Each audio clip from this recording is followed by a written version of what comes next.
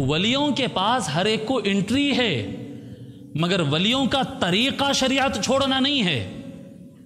شریعت جو نہیں اپنایا نا، جو شریعت پہ عمل نہیں کرتا ہے، ولیوں کے پاس ان کو بھی انٹری ہے، شریعت پہ عمل کرنے والا بھی آئے، شریعت پہ عمل نہیں کرنے والا بھی آئے، اجازت سب کو ہے، ہکال نہیں دیتے، کافر بھی آ جائے سب کو انٹری ہے، پرمیشن سب کو ہے۔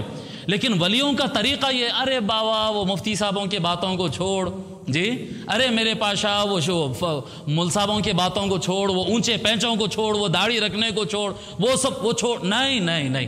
حضرت جنید بغدادی کون ہے؟ یہ سید الطائفہ، ان کا لقب ہے۔ حضرت جنید بغدادی کو کیا کہا جاتا ہے؟ جیسے امام سیدنا شیخ عبد القادر الجیلانی الغوث العظم، جی سید شاہ سید محمد حسینی گیسو دراز رحمۃ اللہ علیہ، جی بندہ نواز، حضرت خواجہ معین الدین چشتی غریب نواز، ایک ایک کا ایک ایک ٹائٹل ہوتا ان کے کام کے لحاظ سے، کام کے لحاظ سے۔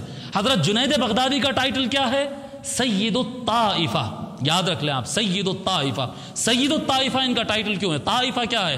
طائفہ کہتے ہیں گروہ، طریقت کے میدان میں چلنے والا جو گروہ ہے ان کے سب سے بڑے امام اعظم جنید بغدادی ہے، طریقت کے میدان میں چلنے والا۔ میں آپ کو بتا رہا ہوں، دنیا کے کئی کونے ایسے ہیں جہاں پر اہل العلم حضور غوث پاک رضی اللہ تعالیٰ عنہ کی طریقت کو نہیں مانتے ہیں ایسے لوگ، مگر جنید بغدادی کو مانتے ہیں۔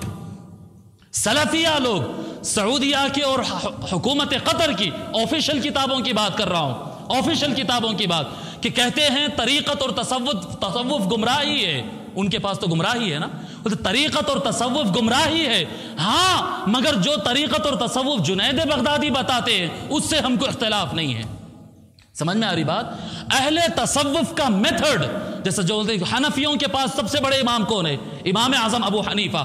فن تصوف، طریقت کا میدان، احسان کا میدان، تصوف کے میدان میں سب سے بڑا امام مانا جاتا ہے، مدون تصوف سب سے بڑا مانا جاتا ہے جنید بغدادی رضی اللہ تعالیٰ عنہ کو، سید الطائفہ۔ وہ جو سب سے بڑے ہیں طریقت کے میدان کے، جی تدوین کے اعتبار سے، تدوین کے اعتبار سے جو سب سے بڑے ہیں، وہ فرماتے ہیں مذہبنا ہمارا طریقہ کار، یعنی ہمارا طریقہ کار مطلب شافعی حنفی نہیں ہے، سلفی شیعی نہیں ہے، ہمارا طریقہ کار مطلب قادریت، چشتیت، نقشبندیت، سلسلہ طریقت، جو بھی طریقت ہو وہ سلسلہ طریقت کیا ہے؟ مقید بالکتاب والسنہ۔ طریقت کا میدان، خانقاہی نظام، یہ قرآن اور سنت کے ساتھ کنیکٹڈ ہے، اس میں بدا ہوا ہے۔ فَمَن لَّمْ يَقْرَأِ الْقُرْآنَ وَيَكْتُبِ الْحَدِيثَ لَا يُقْتَدَى بِهِ فِي طَرِيقِنَا۔ جو انسان قرآن نہیں پڑھتا ہے، حدیث کو نوٹ نہیں کرتا ہے، حدیث نہیں لکھتا ہے، میدان طریقت میں اس کو مرشد نہیں بنایا جاتا۔ جو آدمی قرآن نہیں بیان کرتا، جو آدمی حدیث بیان نہیں کرتا، وہ مرشد نہیں ہوگا، نہیں ہوگا، نہیں ہوگا۔